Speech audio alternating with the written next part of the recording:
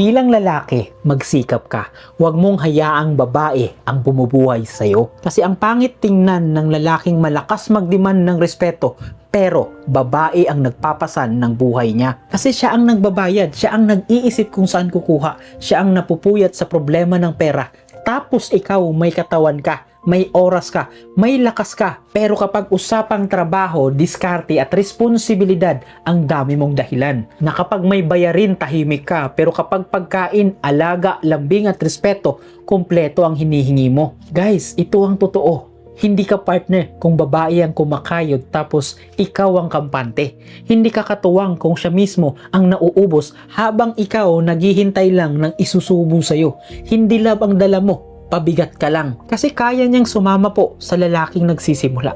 Kaya niyang magtiis sa lalaking lumalaban. Pero ibang usapan kapag ikaw mismo ayaw mong gumalaw. Wala kang lakas magtulungan. Kasi sa totoo lang po, walang problema kung napag-usapan ninyong dalawa na ikaw muna sa bahay at siya muna magtatrabaho.